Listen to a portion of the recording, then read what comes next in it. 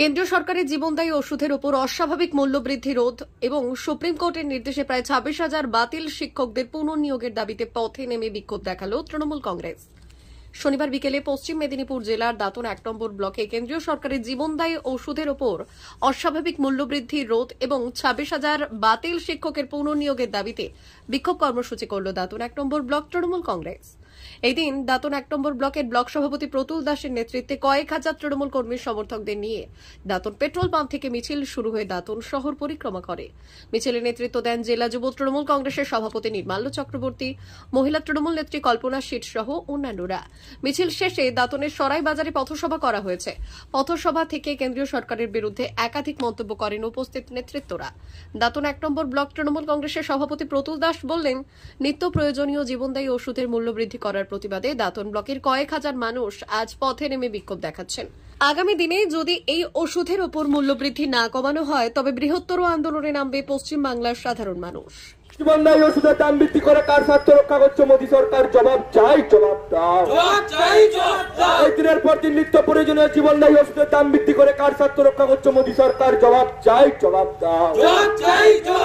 অক্সফোর্ডে বক্তব্য চলাকালীন মুখ্যমন্ত্রীকে অপমান করলে কেন সিপিএম? জবাব চাই, জবাব দাও। মানে আমাদের জননেত্রী মাননীয় মুখ্যমন্ত্রী মমতা বন্দ্যোপাধ্যায় ইতিমধ্যে ঘোষণা করেছেন এবং আপনারাও জানেন, জীবনদায়ী ওষুধ প্রায় 750টি ওষুধের উপর সবচেয়ে ক্যান্সার আক্রান্ত যে সমস্ত ওষুধ তারও দাম বাড়িয়েছে তার প্রতিবাদে।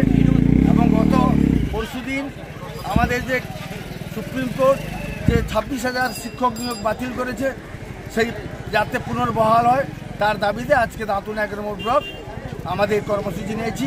একদিকে জীবনদায়ী ওষুধের দাম এবং একদিকে আমাদের 26,000 চাকরি যাতে ফেরত পায় তার ব্যবস্থা করার লক্ষ্যে আমরা আন্দোলনে নেমেছি এবং মিছিল করেছি। এটা কোথাও না কোথাও গিয়ে তো বিরোধীরা শাসক দলকে এটাই করছে যে ওরা যোগ্য অযোগ্য বাছাই করতে পারেনি। এটা ভুল ধারণা। যদি যোগ্য অযোগ্য বাছাই না হয় তাহলে কেন সুপ্রিম কোর্ট বলেছে 6,000 লোকের টাকা ফেরত দিতে হবে, বাকি 19,000 লোকের কেন ফেরত দিতে বলেনি? এটা ইচ্ছাকৃতভাবে নরেন্দ্র মোদী, অমিত শাহ, বিজেপি এবং সিপিএম এর চক্রান্ত, বিকাশ নগরের চক্রান্ত। কি নাম আপনার? আমার নাম প্রতুল দাস, ব্লক সভাপতি দাঁতন 1 নম্বর ব্লক। সব বড় কথা হচ্ছে দিলীপ ঘোষের মাথা ঠিক নেই। 2024 সালের লোকসভা নির্বাচনে মানুষের রায় যেভাবে উনি হেরেছেন তারপর থেকে ওনার মাথা ঠিক নেই। আর সবচেয়ে বড় জিনিস যেটা সেটা হচ্ছে যে শুধু দিলীপ ঘোষ নয়, দিলীপ ঘোষ, শুভেন্দু অধিকারী এরা নিজেদের মধ্যে গোষ্ঠীদ্বন্দ্ব করতেই ব্যস্ত। কে রাজ্য সভাপতি হবে তাই নিয়ে এই দলটায় যা কাদা ছোড়াছুড়ি চলছে।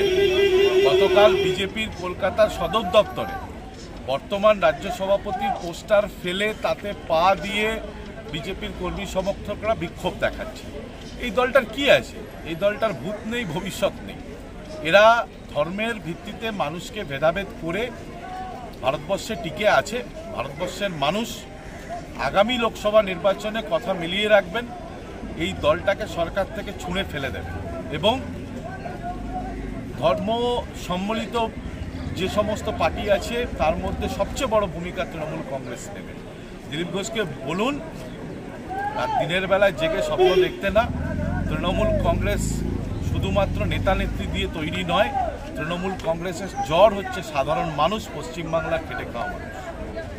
নরেন্দ্র মোদী সরকার করলো শুধু তো অসুখ তো শুধু মহিলাদের হয় না, বাচ্চা মহিলা সবারই অসুখ হয়। এটা পুরো দেশবাসীর যে ক্ষতি হলো, একটা গরিব মানুষ যেখানে একটা ওষুধ 100 টাকার কিনতে যাচ্ছে তার উপরে 19 টাকা জিএসটি। কারণ আমি নিজেই ওষুধ কিনি, আমার বৃদ্ধ মা বাবা রয়েছে, সুগার, প্রেসার, হার্টের, তার উপরে 19 টাকা জিএসটি। তারপর শুনছি আরও বেড়ে যাবে।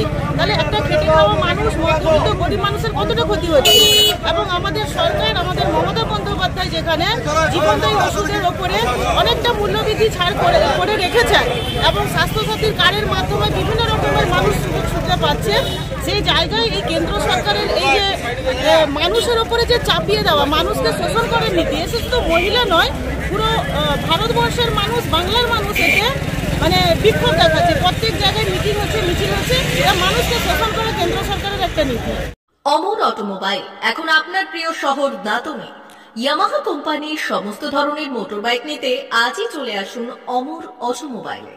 আমাদের ঠিকানা দাঁতন কালীচর্দি হাট, দাঁতন হাসপাতালের কাছে।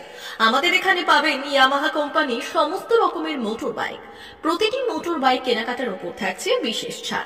আমাদের ওপর একটি শাখা রয়েছে খাকুরদা ধনেশ্বরপুরে। মোটর বাইক কিনতে আজই চলে আসুন অমর অটোমোবাইলে। যোগাযোগ 9547232150 অথবা 6296512188।